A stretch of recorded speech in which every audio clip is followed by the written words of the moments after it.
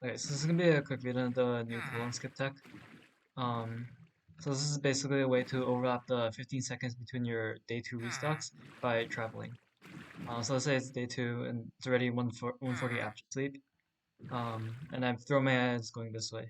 So what we would normally do in this case is once you run into land, you just place on your sand and then get your 2 restocks and um, you can keep going. But in this case, we're gonna break the stand and then keep going this way. So we're going to the villager just restocked at 11:50, so it's gonna be able to restock again 15 seconds later at 12:10. This doesn't have to be, you don't have to dock again exactly at 12:10. It can be anytime afterwards. So if you run to land again 15 seconds later, then you can dock here, but sometimes this won't be here and you'll go directly to an ocean stronghold, in which case you can just do your second restock there. But if you run to land again, then what you want to do is place your stand again and then finish your trades. Going. You can keep the villager with you, or just break the bow and keep going. Doesn't really matter. So I'm gonna go a bit into why this works or how it works.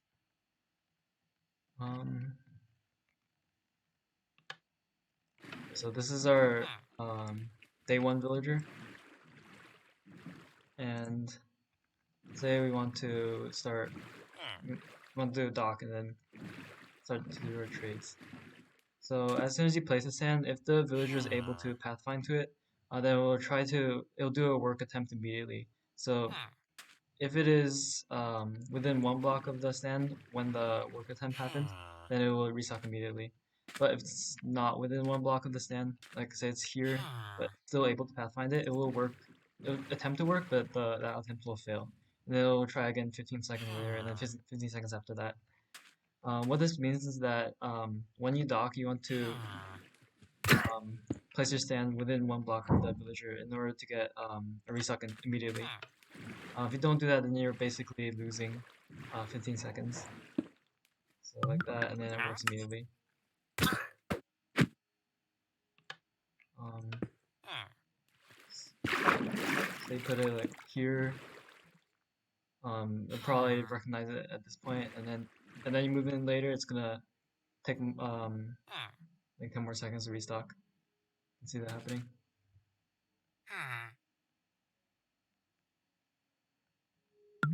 Yep. Obviously, in top level run, that's going to be a huge time loss. So this is why this is essential to getting the cooldown skip to work properly. Um, right, so the cooldown skip itself is more likely to be useful in for world record contenders. 15 seconds is not too much, but if you're looking at top level runs, there's only 2 more minutes we have before we get to the double day limit, which is 15 seconds, which is 14 minutes.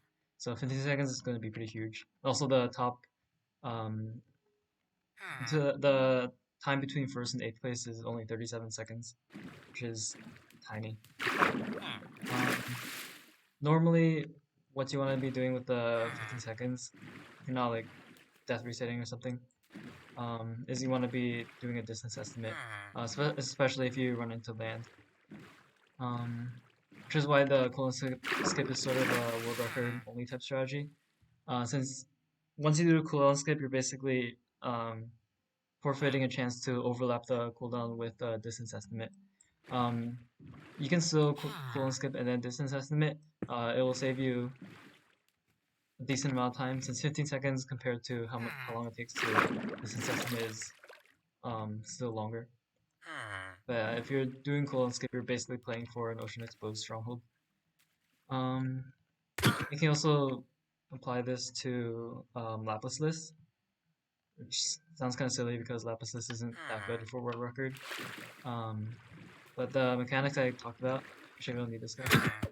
Um, the mechanics we talked about apply for Lapis list too. So what we normally want to do when we're doing docking for Lapis list, if it's 140 up to sleep, is we want to place it a distance away from the cleric. and then you want to break it and then place it again for it to restock. But there's gonna be 15 seconds between that, which is obviously a pretty big time loss. Then you have 15 seconds until the next restock, which is another time loss. So you're essentially wasting 30 seconds in order to restock, which is extremely slow. Also, this is somewhat why you want to dock. Even if you're doing lapises, you want to dock before 140 if possible, so you don't have to waste those 15 seconds. But if you do have to dock, so, um,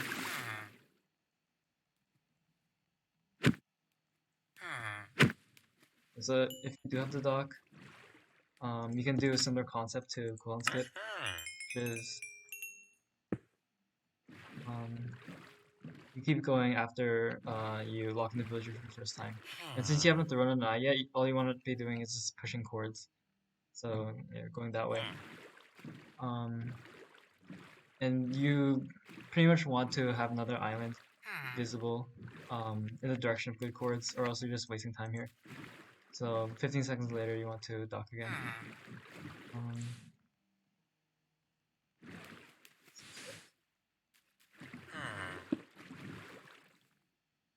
should be something moving. Oh, I forgot to do the first gold trade. Yeah, that's a throw that I do a ton. Don't do that. And after this, you can actually do cooldown skip again. You should be able to unlock the pearls right now, but then you break it. You buy the pearls, then throw an eye, and then you'll be able to go in the direction of the stronghold. And then this cooldown skip is like the other one I talked about. Yeah. Guess that's basically it. Yeah, this is a very good time save to be going for. 15 seconds is actually quite a lot. Yes, good luck and runs.